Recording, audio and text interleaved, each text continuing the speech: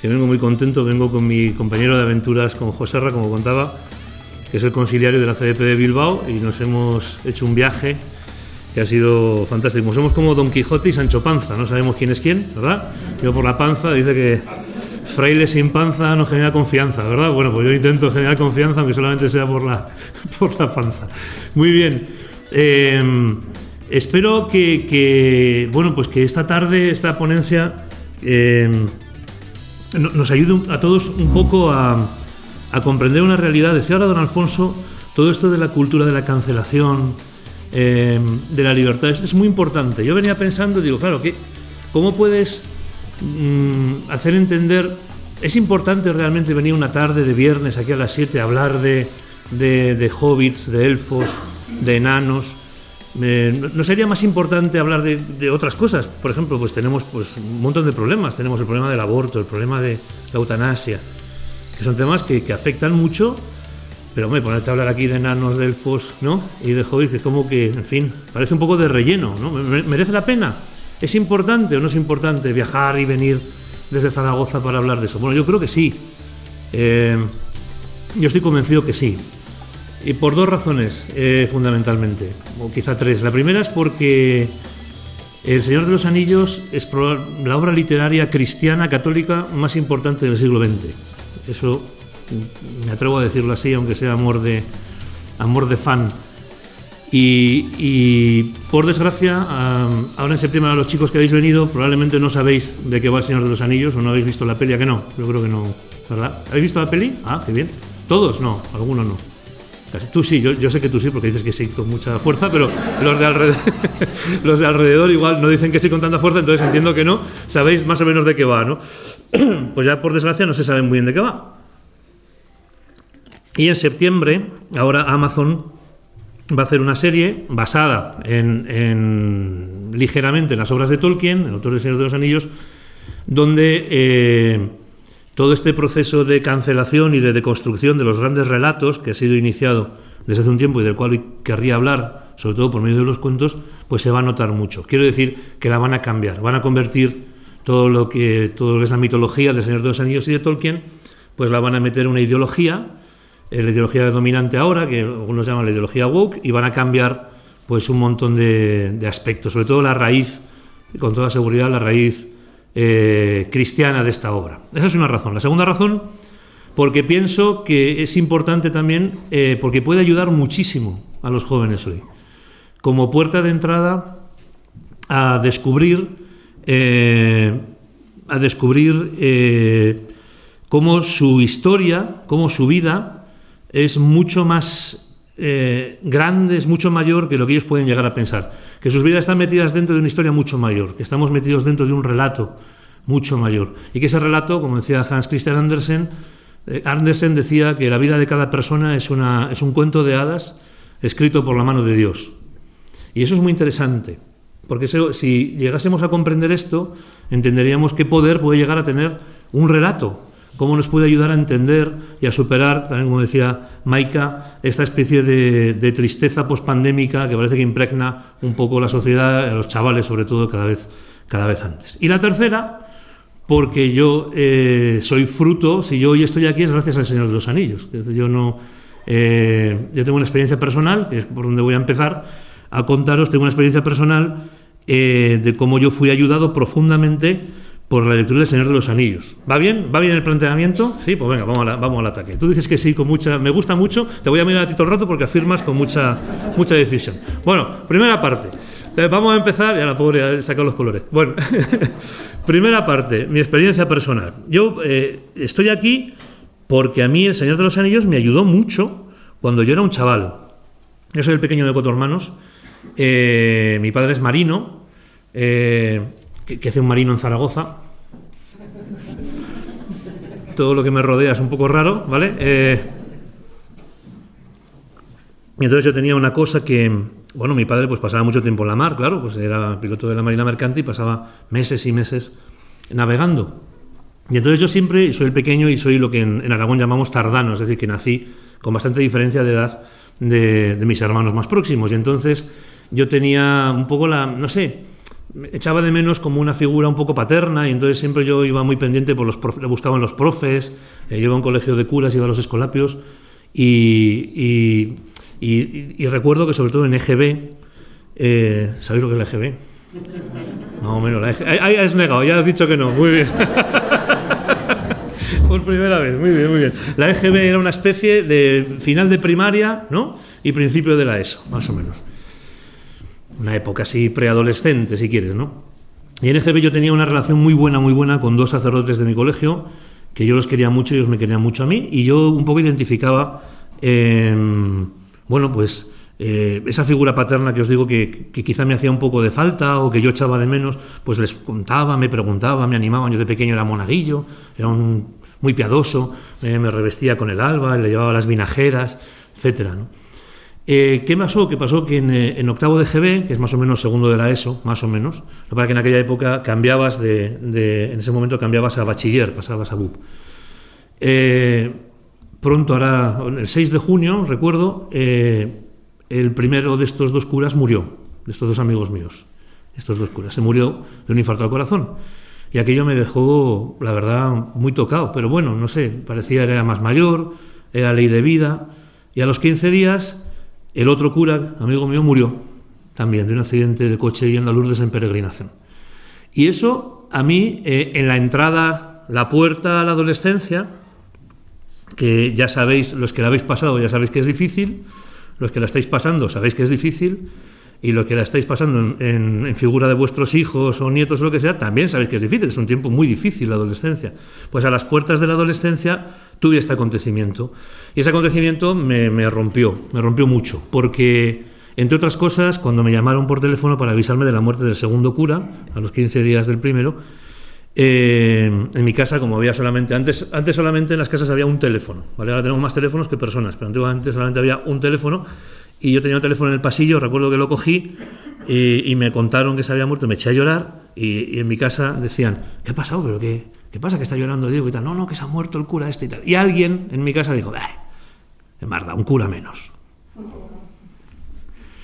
Y yo cuando escuché aquello, me rompí, me rompí, sin más. No hizo falta mucho más, me rompí.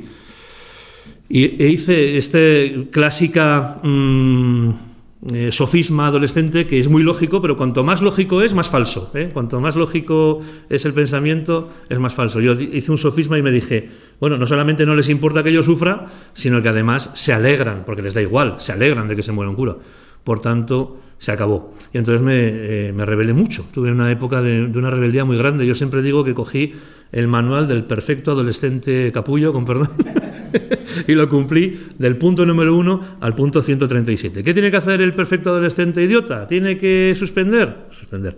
¿Tiene que beber? Beber. ¿Tiene que probar lo que no debe? Probar, ya te digo, del punto 1 al punto 137. Y eso me llevó a una gran rebeldía que tenía yo, ¿no? Y eso me llevó a estar mal, a pasarlo muy mal. Mis padres, yo recuerdo que no sabían muy bien qué hacer conmigo, y entonces yo pasaba mucho tiempo castigado.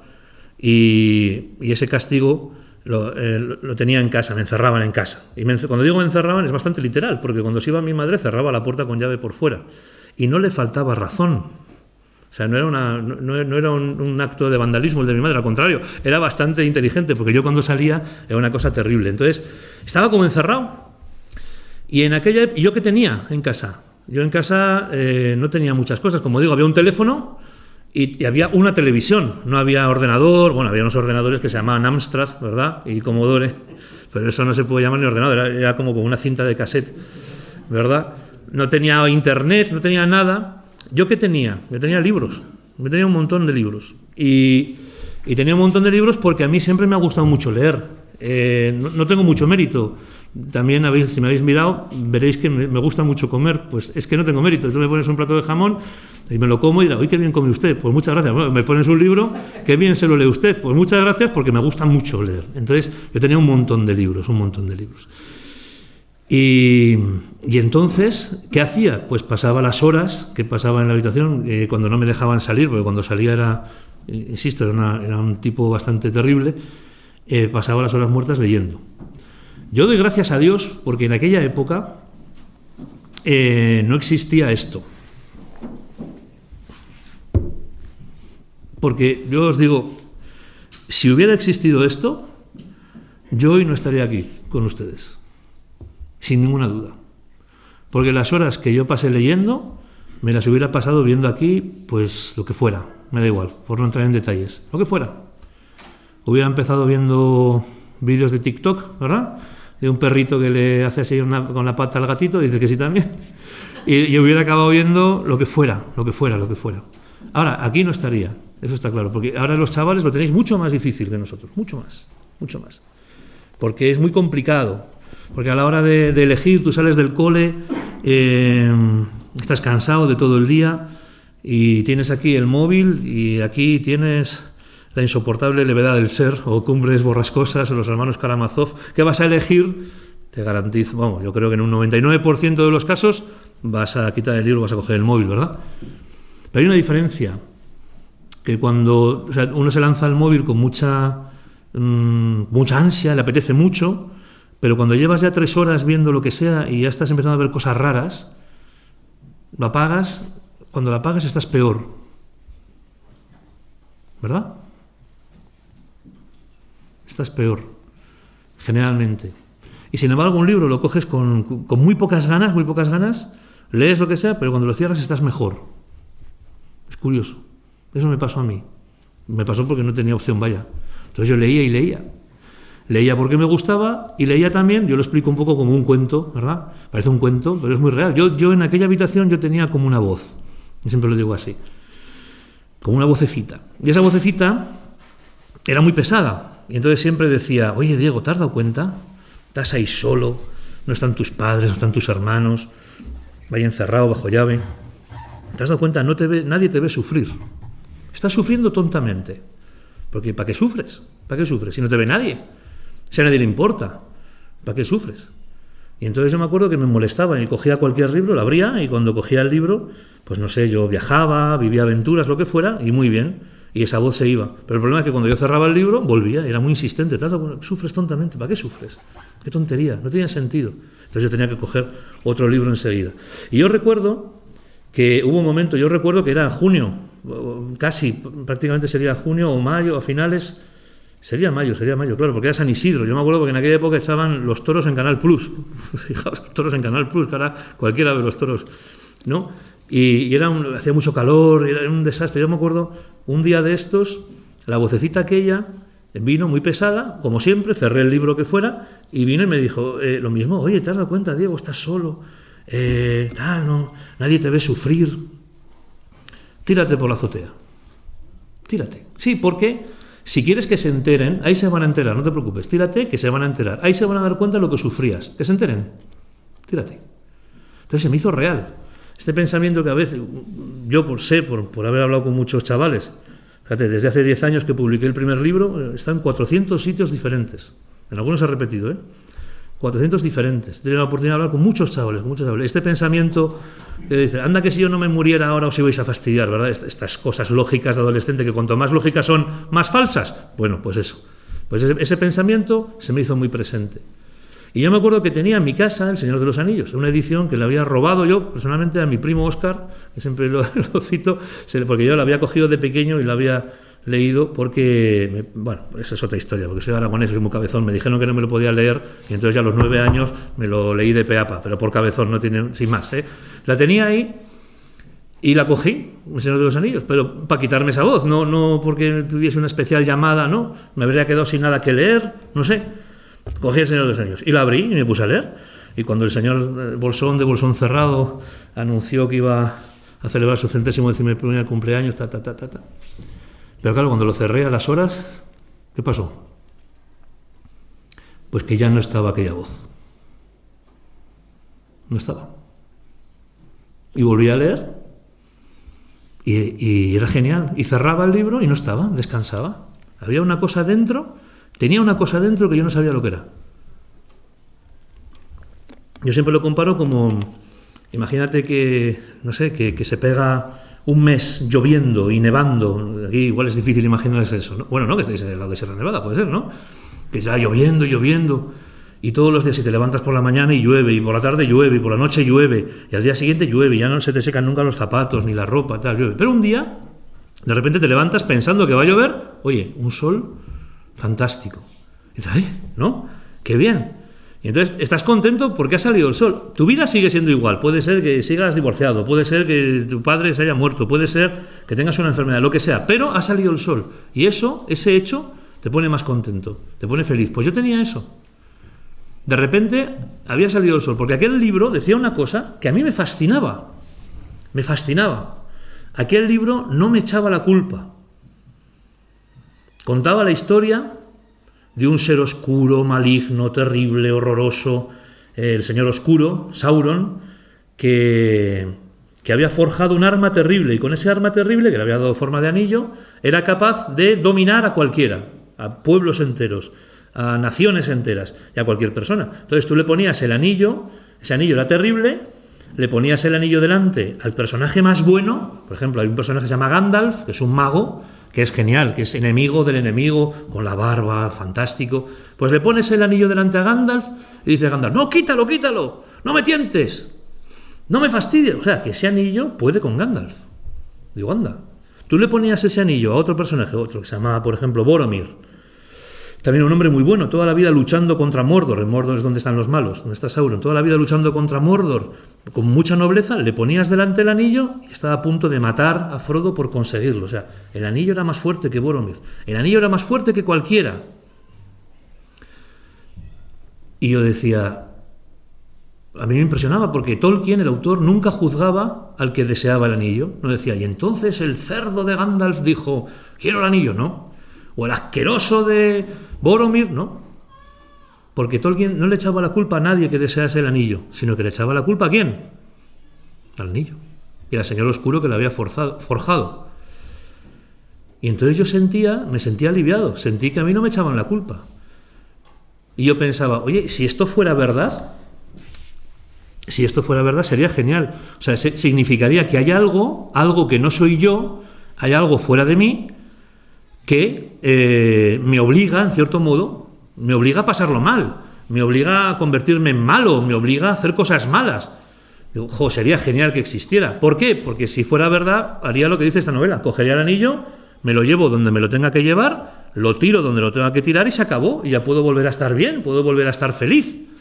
Pero claro, al fin y al cabo digo, pero es mentira. Es como cuando sales, ¿no? de ver, yo qué sé, te voy a decir yo, Spider-Man, una película de Spider-Man, y sales haciendo así, no, te apetecería ser Spider-Man, ¿no? O ir disfrazado. Lo máximo que puedes hacer es disfrazarte. Pero es mentira. Qué lástima es mentira. ¿Y si no fuera mentira? ¿Y si no fuera mentira? ¿Os imagináis que no fuera mentira? ¿Y si fuera verdad? Vamos a imaginarnos por un momento que fuera verdad. Porque yo me encontré al tiempo de esto, que por otra historia que no os voy a contar, porque sería muy largo, muy divertido, por cierto, pero muy largo de contar, yo acabé en una parroquia.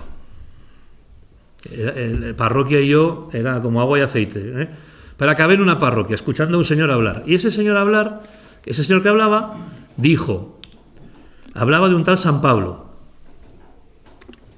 y este San Pablo, decía este señor, se llamaba Juan, decía, es que San Pablo dice, mira, aquí en la carta a los romanos, sacaba la Biblia y tal, y decía, y leía, dice, porque yo hago lo que no quiero,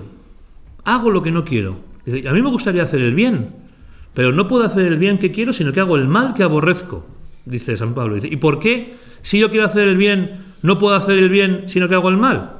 Y respondía, pues porque no soy yo quien obra, sino el pecado que habita en mí, lo que dice la carta a los romanos. Y yo cuando escuché aquello dije, Digo, el anillo. Digo, esto se parece mucho. O sea, que hay un tal San Pablo que está diciendo que él quisiera ser bueno, pero no puede, porque hay algo fuera de él, o dentro de él, me da igual, pero algo que no es él, intrínsecamente él, que le está obligando a hacer el mal. Digo, oye, pues se parece mucho a lo que acabo de leer. Se parece mucho. Lo llama pecado. Vamos a ver qué es eso del pecado. Total, que poquito a poco me fui acercando.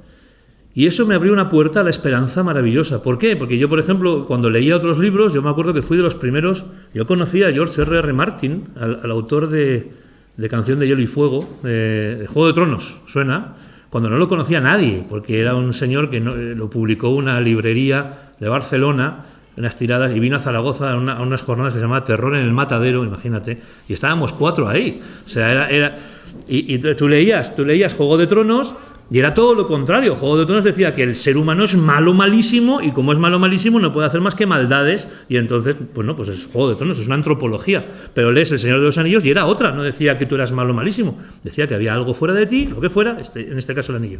Y a mí aquello me fascinó. Y desde entonces, pues tuve un encuentro con Jesucristo. Yo tuve un encuentro con Jesucristo en la Iglesia Católica, digamos, podemos decir así, que aunque suene al lenguaje protestante, ¿verdad?, pero yo tuve un encuentro y empecé a frecuentar los sacramentos, a vivir la fe en una comunidad, etcétera, ¿no? Gracias a que este libro del Señor de los Anillos me devolvió la esperanza, me hizo un poco de Juan Bautista, ¿no? Y por eso yo desde entonces me puse a investigar. Digo, ¿y por qué se parece tanto lo que oigo en la Iglesia a lo que yo he leído en El Señor de los Anillos? Y entonces descubrí una cosa que también me fascinó. Descubrí que Tolkien era un hombre que era católico, pero cuando decimos que era católico, era inglés. No es que fuera católico, no es que sea una característica de decir, no, es que nació en España y es católico porque todo el mundo es católico, no. Os voy a contar 2 pinceladas de la historia de Tolkien que yo creo que son muy importantes, para que veáis qué tipo de católico era Tolkien y para que entendamos por qué escribió El Señor de los Anillos, porque una de las cosas que descubrí es que si a mí me había ayudado era porque ese libro había sido escrito para ayudar y para enseñar qué significaba el Evangelio, ¿no?, para los jóvenes. Ahora veremos todo, y sobre todo también, y espero poder no olvidarme y retomarlo, a aquellas naciones que estaban sufriendo persecución, sobre todo la Unión Soviética. Por eso está escrito en clave, pero cada cosa a su tiempo, ¿vale? Entonces, ¿quién es Tolkien? Me puse a investigar desde entonces. Y llevo 30 años dándole vueltas al asunto, ¿no? ¿Quién es Tolkien? Tolkien es un chico que nació en Bloemfontein, en Sudáfrica, porque su padre era empleado de banca, y entonces estaba destinado allí, y era hijo de una familia baptista. La madre, Mabel, baptistas, son como una confesión protestante evangélica, ¿vale? No son católicos. Y Mabel era una mujer de una fe muy, muy profunda, había sido misionera en África, etcétera. Y bueno, pues nacieron allí. ¿Qué pasó? Pues que Tolkien no se encontraba muy bien, siempre fue flojito de salud, no le sentaba bien el clima de África y dijeron, bueno, vamos a hacer un viaje, vamos a Inglaterra. Y fue a la madre con los 2 hermanos y el padre se quedó trabajando.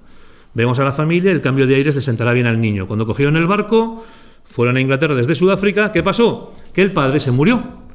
Y entonces ya nunca más volvieron a Sudáfrica. Se quedaron, imaginaos, se quedaron solos. La madre, Mabel, y los 2 hijos que eran pequeñitos, con un baúl así. No tenía más que un baúl que pone Tolkien, que se conserva. Yo lo he podido tener en la mano, el baúl aquel. Está en Birmingham. Y entonces, claro, llegaron y imagínate, pues claro, se te ha muerto el marido a un montón de kilómetros, pues una crisis muy fuerte. Y en esa crisis tan fuerte, Mabel cometió un error espectacular. ¿Y qué error cometió? Pues lo peor que podía hacer una mujer viuda en el año 1900 en Inglaterra. ¿Qué pensáis que es lo peor? Dirías tú, tener un amante, casarse de nuevo. No, eso hubiera sido aceptado socialmente. No, cometió el error de convertirse y hacerse católica. Y eso sí que no lo soportó nadie de su familia. La pobrecilla, buscando una respuesta en su fe ante la crisis que había tenido por la muerte de su marido, pues intentó ahondar en la fe y vio que el bautismo no le daba solución. Entonces, investigando, yendo a la raíz, se encontró con la Iglesia Católica, profundizó y entendió que la verdad estaba en la Iglesia Católica. Por tanto, se hizo católica. Esto que provocó el rechazo absoluto de toda la familia, que le juraron odio eterno y le dijeron, mira, no te vamos a ayudar en nada, ni te vamos a dar dinero, ni te vamos a dar una casa, ni ayudarte para el colegio de los niños, nada, si no dejas de ser católica. Ahora, si dejas de ser católica, lo que quieras. Te ponemos una casa, te ponemos lo que quieras. Además, te perdonamos la vida. No hace falta que vuelvas a ser baptista. Quieres hacerte luterana, quieres hacerte anglicana, lo que quieras. Pero tienes que dejar de ser católica. Único requisito. ¿Qué hizo Mabel? Pues no dejó de ser católica. Y murió a los 3 años de su conversión de extremo sufrimiento. Tolkien en sus cartas hablará de ella. Mi madre murió mártir. Decía siempre. Mi madre murió mártir por no vender ni su fe ni la fe de sus hijos. En esta situación, ¿quién fue el único que les ayudó? A mí siempre me hace mucha ilusión venir a Andalucía, por eso. El único que les ayudó a Mabel y a sus hijos fue el sacerdote, el párroco de la parroquia donde Mabel había tenido este proceso de conversión, que era el padre Francis Xavier Morgan Osborne, pero que no nació llamándose así, sino Francisco Javier Morgan Osborne, que era de aquí al lado, nacido en el puerto de Santa María. el nieto del fundador de las bodegas Osborne, que le había mandado de pequeño a estudiar a Inglaterra, y ahí pues había conocido pues eso, el ambiente católico y tal, le había entrado la vocación y se hizo sacerdote. Pues este hombre fue el que acogió a la familia, les dio dinero, les dio de todo. Dice, ¿qué hacen los Osborne que tienen mucho dinero? Pues lo que hacen con el dinero los católicos, compartirlo con los pobres, les dio todo, todo. Y cuando murió Mabel hizo testamento y no le puso, no puso como, ¿cómo se dice? Como tutores legales de los niños, no puso a su familia, ni a sus tíos, ni a su abuela, no, porque sabía que si lo hacía, les iban a quitar de ser católicos y los iban a volver a mandar al bautismo. Era tan importante ser católico para ellos que les puso de tutor legal, ¿a quién? Al padre Francis. O sea que Tolkien fue, con perdón, el hijo del cura. ¿Se entiende, verdad? Y se los llevó a vivir a la parroquia. Y vivieron en la parroquia del padre Francis mucho tiempo. ¿Qué parroquia era esa? Oye, casualidad de casualidades. ¿Qué cosas? Pues esa parroquia era donde hacía relativamente poco tiempo había fallecido un santo, el cardenal St. John Henry Newman. Era el oratorio de Birmingham, el que había fundado, si conocéis al cardenal Newman, ¿verdad? Un santo muy importante, precursor del Concilio Vaticano II, un converso del anglicanismo.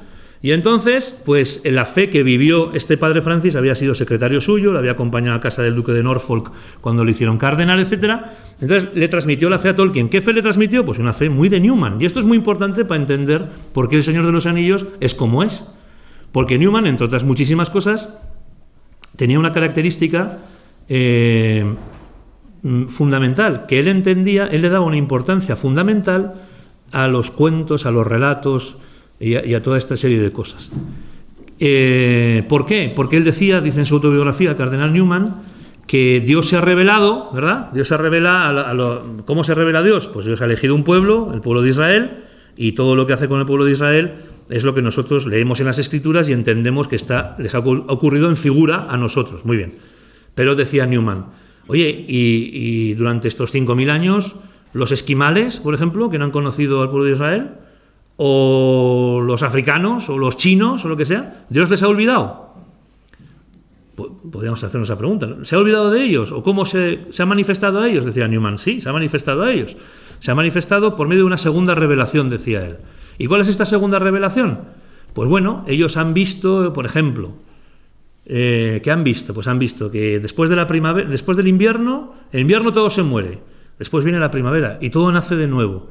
Y se han puesto a pensar y han dicho, oye, pues si aquí todo se muere y aquí todo resucita, ¿podrá ser que mi tío que se ha muerto también tenga una resurrección, tenga una primavera? Y empiezan viendo el orden natural de las cosas, empiezan a pensar en Dios, como ellos pueden, con las luces que ellos pueden, y nace la mitología. Entonces ellos empiezan a contar cuentos para explicar las realidades de la naturaleza, que son los cuentos mitológicos que conocemos, ¿verdad? Entonces Newman llegará a decir una cosa, que porque la dice Newman, que si no, no me atrevería yo a decirla, dice que la mitología bien entendida prefigura el Evangelio, anuncia el Evangelio.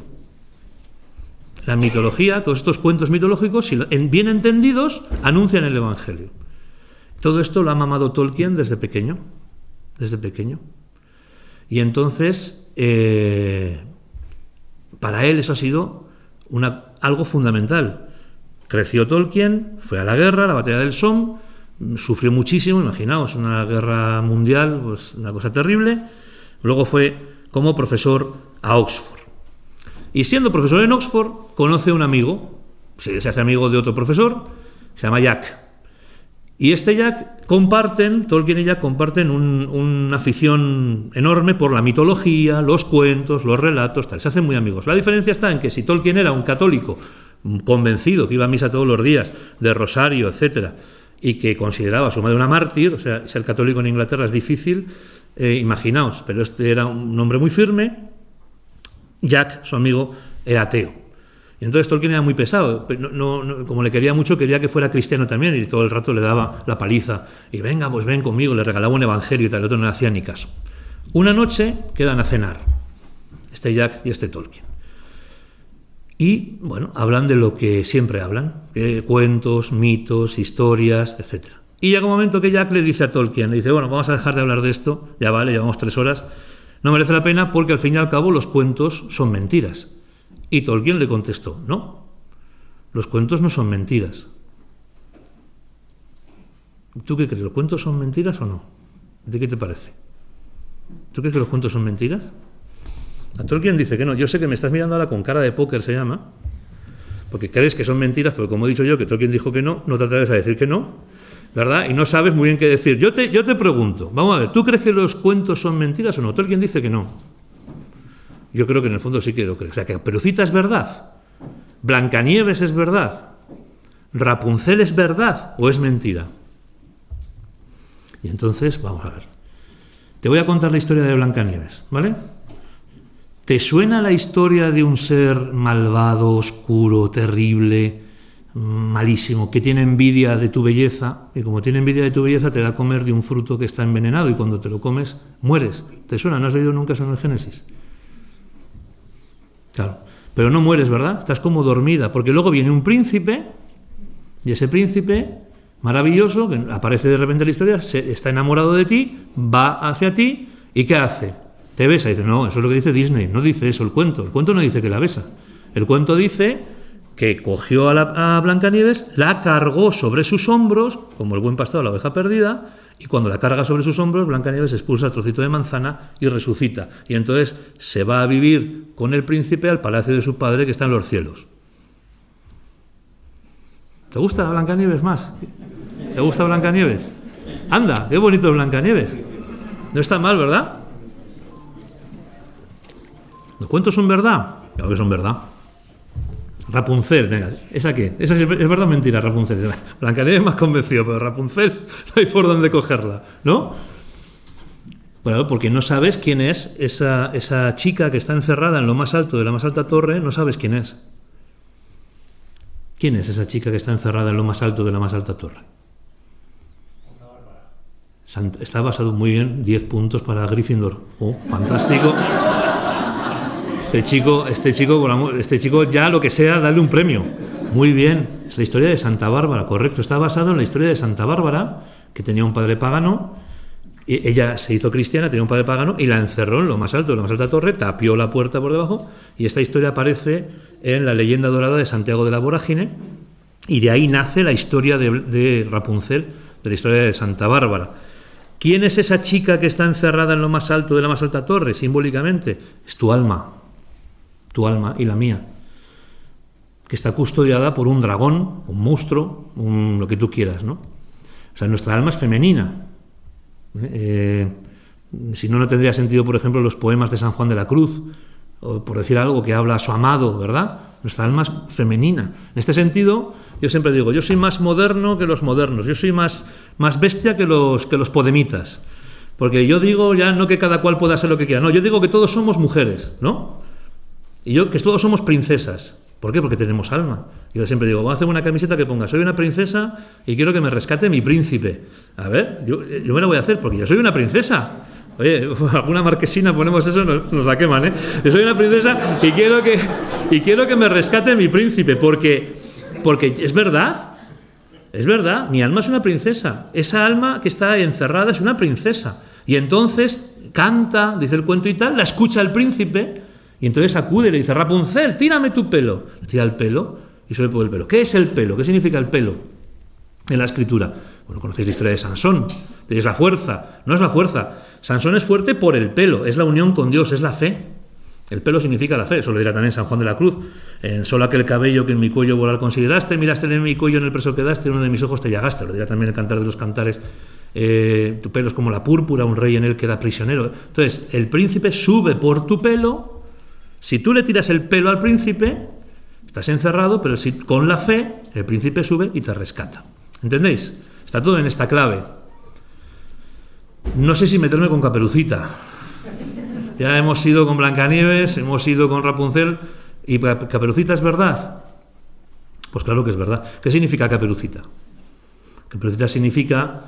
En este caso voy a quitar un sentido para dar uno mucho más práctico. Caperucita es, para entender Caperucita es, tienes que imaginarte a la abuelita contando este cuento a sus nietas, ahí están en la cabaña, los hombres han ido a cazar, lo que sea, y están ahí lloviendo por fuera, le está contando el cuento de Caperucita. ¿Qué les está diciendo la abuelita? Le está diciendo, mira, hija mía, Si tú vas por donde no debes, a la hora que no debes, vestida como no debes, pues puede ser que te pase algo. Repito, si tú vas por donde no debes, a la hora que no debes, vestida como no debes, puede ser que te pase algo. Dice, hombre, pero eso es una cosa que te has inventado tú. Eso no es Caperucita. ¿Por qué? Porque Caperucita, no sé. Vamos a ver, yo te lo explico. Si tú eres una chavala de 16 años, 15, me da igual, lo que sea, y te vas por el peor barrio del mundo, el peor, yo qué sé, en el Bronx, en Harlem, no sé, donde más droga hay, donde más violencia, donde más todo hay, te vas vestida con un bikini, por decirlo de alguna manera, a las 3 de la mañana, tú sola un jueves, pues puede ser que te pase algo. Lo mismo, si vas agitando 10 billetes de 500 euros diciendo, mira lo que tengo, pues puede ser que te lo roben, ¿no? Si vas ahí. Ah, pero es que eso no es así, Caperucita. ¿Por qué no? Porque el bosque no es eso. Ah, no. ¿El bosque? ¿Quién vive en el bosque? No, en el bosque vive, ¿quién? Pues Robin Hood. Y los alegres muchachos de Sherwood que se pegan todo el día bailando y tal. No, perdona. ¿En el bosque sabes quién vive? ¿Quién vivía? En el bosque vivía todos los que no cabían en la aldea, los que echaban. Los asesinos, los violadores, los ladrones, como los de Robin Hood, vivían en el bosque. Así que si tú coges a una niña que va vestida de rojo y la metes en un bosque que es verde, ¿qué está haciendo? Llamar la atención. No sé si hay algún cazador, alguno que sea cazador. Los cazadores, cuando van de caza mayor y no quieren que les pegue un tiro, se visten como una chaqueta roja o naranja, ¿verdad? Porque eso llama la atención en el fondo del bosque y eso hace que tal. Bueno, pues ahora esto no se puede contar. Yo ahora ya no, yo me acuerdo de un colegio que estuve contando Caperucita y ya no me dejaron contarlo. Y no sé muy bien por qué. ¿Por qué no me dejaron contar Caperucita? ¿Por qué les parecía malo que la abuela intentase ayudar a sus nietas a que no les pasase nada? Porque el problema, ¿cuál es? El problema es que existe el lobo. El problema es que hay un lobo.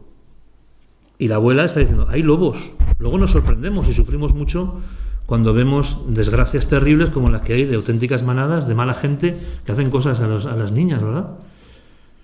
Pero ¿por qué no puedo decir yo eso? Bueno, pues porque ha pasado un proceso, estamos en un proceso que adelantaba antes don Alfonso, y que tenemos ahora, se está deconstruyendo, se han deconstruido todas las historias, todos los grandes relatos. Por eso ahora todos los cuentos suenan machistas. Hablar de Blancanieves está hablando de una pobre chica que está oprimida por el heteropatriarcado. Hablar de Rapunzel es otra pobre que no sé qué. Y hablar de Caperucita, ¿a quién estamos defendiendo ahora? ¿A Caperucita o al lobo? Pobrecito lobo. Yo, mira, me da pena, me lo ha dejado en Zaragoza. Yo el otro día en una tienda, en una papelería, me encontré con una libreta que ponía, salía Caperucita y ponía, cambio Príncipe Azul por Lobo Feroz. Le dabas la vuelta y ponía libretas optimistas. Digo, sí que es optimista, sí, efectivamente, muy optimista. Optimista es cambio Príncipe Azul por Lobo Feroz. ¿Por qué? Porque es una cosa ideológica. ¿Por qué yo no puedo contar Caperucita? ¿Por qué es malo que yo defienda, o sea, que diga una chica, ten cuidado, que hay gente muy mala? ¿Por qué? ¿Por qué? ¿Eso está defendiendo a las chavalas? ¿O es un problema ideológico? Mirad, ha habido un cambio total. Ha habido una deconstrucción de las grandes narraciones, de los cuentos, de todo. Va a pasar con El Señor de los Anillos, lo van a deconstruir. Esto ya viene de un filósofo que se llamaba Derrida, que hablaba de deconstruir. Cogía los grandes relatos de la humanidad y entonces los destripa, nos enseña sus despojos para convencernos de que son perversos. ¿Por qué? ¿Por qué son perversos? Porque establecen como una lucha. Esta ideología nueva woke es todo como una lucha, es todo el hombre contra la mujer, todo. Entonces, la última gran lucha, ¿cuál es? El bueno contra el malo. Por eso ahora mismo, todas las películas que veis, todos los cuentos que leen tus hijos, todas las series que ven, etcétera, ¿quién es el protagonista? El malo. ¿Es verdad o no? Claro. Tus hijos han crecido viendo Hotel Transilvania, Vampirina, Crepúsculo, ¿sí o no? Monster High. Son todos los monstruos. Los que para nosotros eran los monstruos ahora son los protagonistas de los libros. Fijaos que casi no hay excepción, ¿eh? ¿Y esto es importante o es una tontería? Esto es tremendamente importante, porque ha llegado están haciendo algo muy, muy, muy profundo. Nos están cambiando la manera de pensar. Mirad, cuando uno ve propaganda, si nosotros vemos una cosa propagandística, tú ves, por ejemplo, no sé qué ministra, la ley del aborto y tal, hacemos manifestaciones, hacemos lo que haga falta para luchar contra eso, porque nos damos cuenta. El problema es cuando no nos damos cuenta. Cuando no nos damos cuenta. Porque ¿cuántas manifestaciones habéis visto vosotros contra Vampirina? ¿Habéis hecho alguna manifestación contra Vampirina? Todos contra la vampira. No.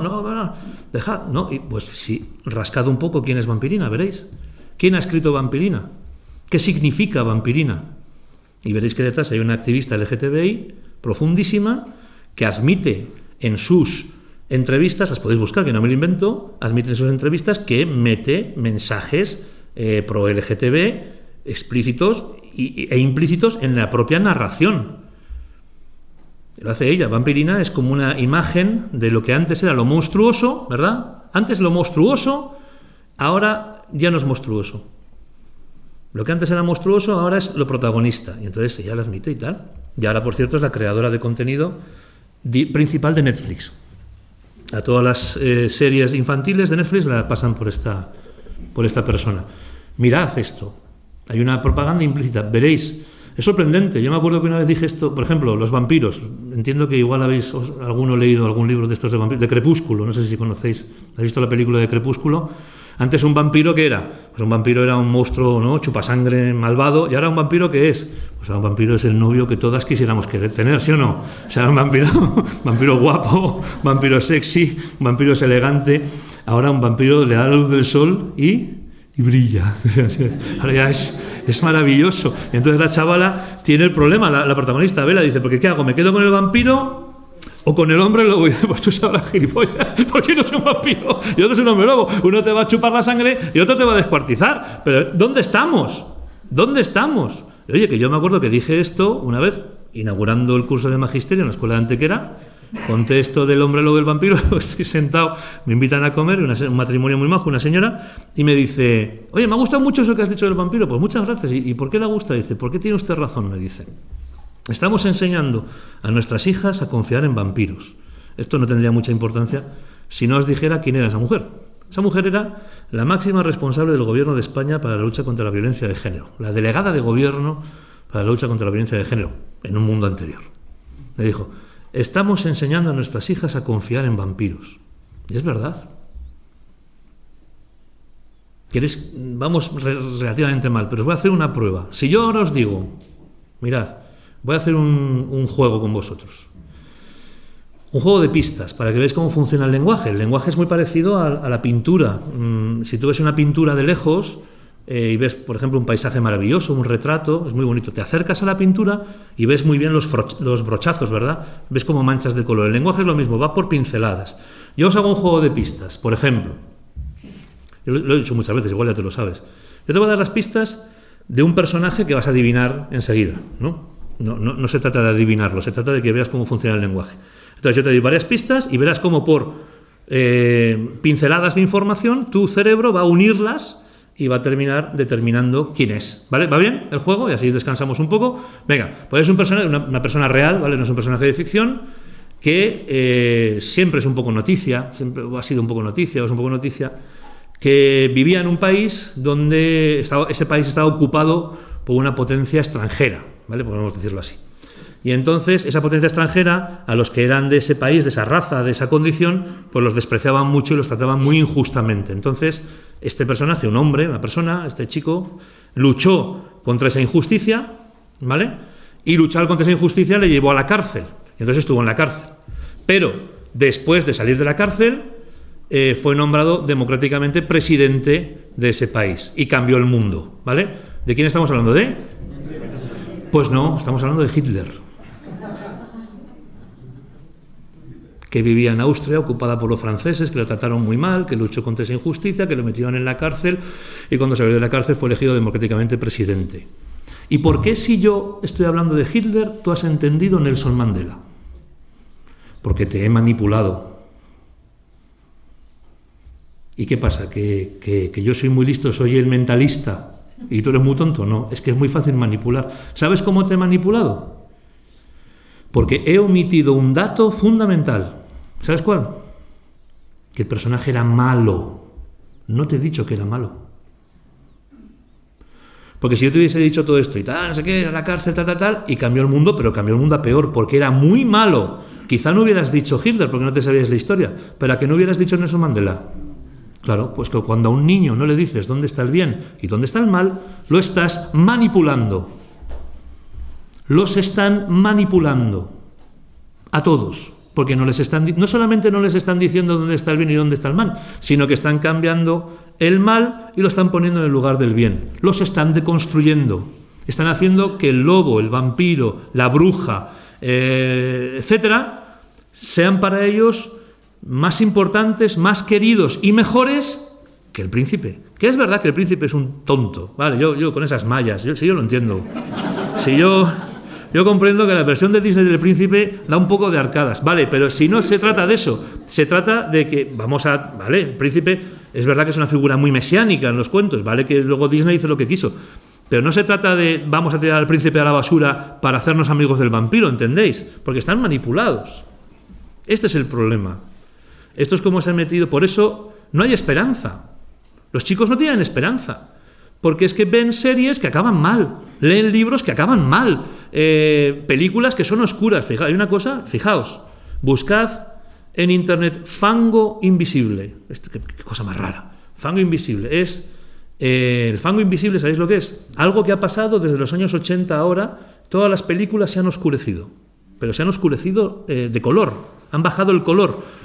Tú mira, por ejemplo, Superman, el Superman aquel, ¿os acordáis? Que era muy tremendo, mucho colorín y tal. Mirad ese Superman, haced una comparativa del Superman ese al último Superman.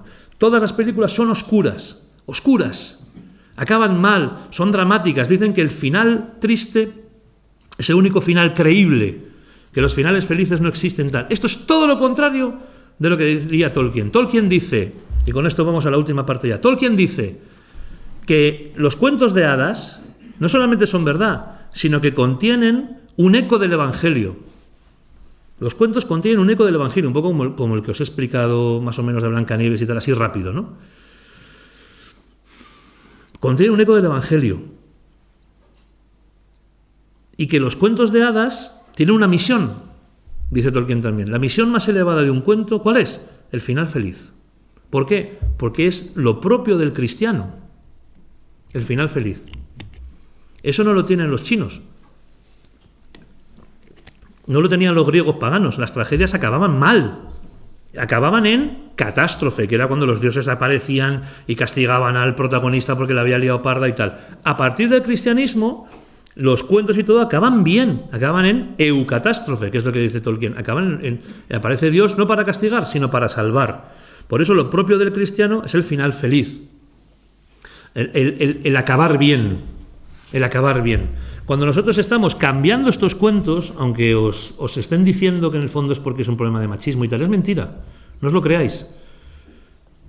Puede ser, pero una parte muy pequeña, porque lo que verdaderamente les preocupa realmente es que estos cuentos te están dando una tradición, esa tradición que te anuncia el Evangelio, que te da esperanza, que te lleva a decir, puedo ser rescatado. Ahora ya, esa camiseta que me voy a hacer, ¿verdad?, de soy una princesa, quiero que rescate mi príncipe, es contestando a las miles de camisetas de yo me salvo sola. ¿Cuántas versiones de yo me salvo sola estáis viendo? Pues una niña que crece diciendo yo me salvo sola, no le puedes anunciar el Evangelio. No lo entiende, porque el Evangelio es básicamente alguien que nos ha rescatado. Si yo me salvo solo, ¿para qué? ¿No? El final feliz. A mí me gustó mucho la campaña del ACDP de Pascua, que decía, ¿eres feliz? Y ponía dos códigos QR, ¿no? Podías pinchar sí o no. Y debajo ponía, Cristo ha resucitado. Es que es el final feliz nuestro. Ese es el final feliz. ¿No? Pero esta sociedad, ¿qué te diría? Es como si nosotros dijéramos, ¿eres feliz? No, ve al psicólogo. Bueno, pero nosotros tenemos algo más. Algo más. Hombre, hay un problema de dislexia, de no sé qué, de no sé cuánto. Pues por supuesto que tienes que ir al psicólogo, pero para encontrar sentido a la vida, el sentido de la vida, ¿quién te lo da? ¿Quién te da? Cristo ha resucitado. ¿Y qué significa que Cristo ha resucitado? Significa que hay final feliz. Significa que al final, después de muchas dificultades, de grandes combates, de grandes tribulaciones, de luchar contra el dragón, de no sé qué follones, al final el príncipe se queda con la princesa, etcétera, etcétera, etcétera. Imagina que fuera lo contrario. ¿No eres feliz? No, pues vete al psicólogo, tenemos unos psicólogos estupendos que te van a dar sentido a la vida. Hombre, pues sentido a la vida, pues no sé, en tanto que ciencia te ayudarán, pero sentido de la vida, los cristianos tenemos algo que es mucho mayor que la psicología. El mismo Viktor Frankl era un neurólogo judío, en Auschwitz escribe un libro que se llama El hombre en busca de sentido, ¿no? La experiencia más traumática del mundo, estar en un campo de concentración, y él encontró el sentido a eso. Y hay una escena de ese libro que a mí me fascina, que es cuando están en un barracón, creen que los van a llevar al día siguiente, los van a meter en trenes para cargárselos ya, y entonces empieza a hablar de su tesis de cómo encontrar sentido a las cosas, etcétera, tal, y al final, cuando ve que le miran así los pobrecillos, dice, bueno, los que sois religiosos lo entenderéis bien, ¿verdad? Vamos a ser sacrificados, nos sacrificamos, pero este sacrificio tiene un eco en la eternidad, un eco en el cielo, etcétera. Al final, el psicólogo, digamos, dice, solo me vais a entender los que sois religiosos, porque si no, ¿cómo encontrar sentido? Bueno, pues estos relatos. Bueno, pues esto le cuenta más o menos Tolkien a Jack, más o menos. Volvemos. y entonces Jack dice, oye, me has dejado impresionado, no me imaginaba. Pero vale, dice, vale, pues yo entiendo lo que me quieres decir. Y entiendo que esto me lo estás diciendo para que yo crea en Dios y tal. Vale, venga, pues te lo acepto. Venga, yo me creo que hace 2000 años hubo un señor que se llamaba Jesús de Nazaret y que nació y tal. Me creo que murió. Me acepto, si quieres, hasta que resucitó. Dice, pero hay una cosa, hay algo ya que no pasó por ahí. Dice, ¿qué? Dice, pues vale, que nació, que murió, que resucitó, pero que a mí qué me importa. O sea, ¿qué tiene que ver conmigo que hace 2000 años ese señor le pasara lo que pasara? Y entonces Tolkien le contestó. ¿Y cómo le contestó? Le contestó escribiendo El Señor de los Anillos. Porque ¿qué dice? Lo digo en 3 minutos. ¿Qué dice El Señor de los Anillos? El Señor de los Anillos lo que dice es, en las tinieblas del tiempo, el demonio, Sauron, el Señor Oscuro, forjó un arma con la cual podía vencer a todo el mundo. Pero hace 2000 años, un príncipe, ahora ya sabemos lo que es el príncipe, Isildur, un príncipe, el hijo del rey, fue y le cortó el dedo al Señor Oscuro y le arrancó el anillo. Y entonces el demonio perdió el poder. Y todo el mundo, bien, bien, fantástico. Y pasaron 1000 años de paz y de prosperidad, porque pensaban que el demonio, Sauron, había desaparecido y que el anillo también. Pero desde hace muy poquito estamos empezando a ver otra vez que hay un poder oscuro que está conquistando toda la humanidad. Y que hay países enteros que están cayendo bajo la sombra. Y entonces dicen, oye, ¿no será que está volviendo Sauron? Hombre, pero si a Sauron no nos lo cargamos, sí, pero es que esto tiene pinta de Sauron. Y en ese mismo momento aparece el anillo, el arma del enemigo. ¿Y dónde aparece el anillo? En la persona más insospechada. En un hombrecillo, o sea, no es un rey, ni es un guerrero, ni es un príncipe, no, es un chaval, es un niño. Y él tiene el anillo. ¿Y por qué tiene el anillo? Bueno, pues porque lo ha heredado de su padrastro en este caso. Le ha tocado llevar el anillo colgado al cuello desde que ha nacido. Es una figura del pecado original, que es un pecado que no es cometido desde la teología, sino que es sobrevenido. Entonces, el mero hecho de haber nacido con el anillo ya le obliga a vivir una aventura, porque le dice a Gandalf, tienes que salir, porque van a venir a por ti. Y entonces tiene esta misión de tirar ese anillo. Por eso le está contestando Tolkien a Jack, que ¿de qué te ha servido? Mira, te ha servido, murió, resucitó, y ahora el anillo lo tienes tú. El anillo lo tienes tú. Y lo tienes tú. Y tú has nacido, y ahora hablo de ti aquí en Baza. El anillo lo tienes tú. Y has nacido con él colgado al cuello. Y te tienta. Y te quieres volver invisible. Cuando te lo pones, te vuelve invisible. ¿Sabes cómo te tienta el anillo? El anillo te dice, mira qué vida tienes. Si tu vida es un desastre. Mira, tu marido un desastre, tu mujer una calamidad, tu padre un tal, los estudios, es todo malísimo, está fatal. Mira qué vida te enseño yo. Te enseño una vida maravillosa donde no sufres. No sufres. Entonces te dice, alíate conmigo y no sufrirás. No sufrirás. Entonces, claro, cuando te pones el anillo te vuelves invisible. Es decir, te escapas de tu realidad. Te vas a otra realidad. Esto lo entendéis muy bien los chavales, los que manejéis, por ejemplo, Instagram. Te inventas te haces otro personaje diferente al que tú eres. Te mejoras. Te creas, digamos, a ti mismo. No aceptas tu realidad, te haces invisible a tu realidad y te creas otra. Bueno, pues ahí tienes ese combate. Anda, tira. Y ahí es donde están esas batallas. Desde el momento que pongas un pie en el camino, todos los orcos, todos los jinetes negros, etc. ¿Hasta dónde? Hasta que llegues a Mordor a tirar el anillo. Bueno, pues este Jack se convirtió. ¿Sabéis quién es este Jack? Este amigo de Tolkien, ¿sabéis quién es? Pues este era C.S. Lewis, el autor de las Crónicas de Narnia, El león, la bruja y el armario. Se hizo cristiano gracias a esta noche del 13 de septiembre del año 1931, una noche histórica en que en el Magdalen College tuvieron esta conversación sobre... no esta, claro. Pero hablando de los cuentos, de las metáforas y tal, le convenció y se hizo cristiano por medio de esto. Fijaos el poder que tiene un relato. Bueno, yo termino, para no ser más pesado. Esto es un poco lo que estamos intentando hacer, lo que yo llevo intentando hacer, que los chavales encuentren sentido a las cosas más sencillas que les pasan. Porque no todo es una enfermedad mental, no todo. Hay enfermedad mental, por supuesto, pero no todo es una enfermedad mental. El 90% es un problema de sentido. ¿Dónde podemos encontrar sentido? Pues yo apuesto por estos grandes relatos. Yo, por ejemplo, voy a las clases en algún colegio del CEU, ¿verdad?, que en un proyecto piloto voy y hablamos, por ejemplo, de Harry Potter, de la cicatriz. ¿Por qué Harry Potter tiene una cicatriz? ¿Por qué? ¿Cuál es el...? Hablamos de todo esto. ¿Para qué? Porque dices, me siento triste. Imagínate que dices, me duele la cabeza un poco. Y dices, espera, pues vamos al quirófano, te vamos a abrir la cabeza en dos, te vamos a sacar el cerebro. Y, no, déjame dormir un rato o dame un paracetamol. No hace falta, ¿no? Entonces, me siento triste. Toma, yo te explico que tu vida tiene sentido. Que tienes un autor que es Dios, que tú eres el protagonista y te explico con el ejemplo de Harry Potter. Eso no lo había entendido nunca. Vale, muy bien. Y si luego te sigue doliendo la cabeza, igual hace falta ir al quirófano, ¿vale? Pero esa primera propuesta de sentido pues está funcionando muy bien. Yo estoy muy contento viendo cómo los chavales, pues les está pasando un poco, en cierta medida, como me pasó a mí. Y descubrieron, como descubrí yo, que yo tenía un autor. Que gracias a Dios yo no era el autor. Porque hubiera sido un autor malísimo, porque era un autor que no lograba explicarme por qué vivía las cosas que vivía. Entendí que yo era un protagonista, que tenía un autor, y que ese autor me metía, bueno, pues en las situaciones que él consideraba adecuadas, y que siempre me ayudaba a ir saliendo de ellas hasta ir llegando poquito a poco hasta el final feliz. No he llegado al final feliz, todavía no, pero creo firmemente en él. Creo firmemente en él, incluso en la oscuridad más grande. ¿Y sabéis por qué?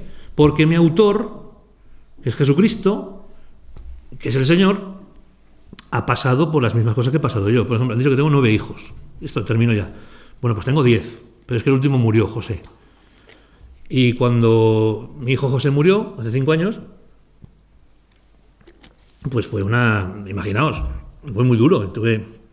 Lo tuve en bracicos y era una cosita así, pequeñica y tal. Fue muy duro. Y yo me acuerdo que en ese momento de dolor y de tristeza, tuve una inspiración muy fuerte con la Virgen María y pensé, oye, a ti te ha pasado lo mismo, a ti también se te ha muerto un hijo,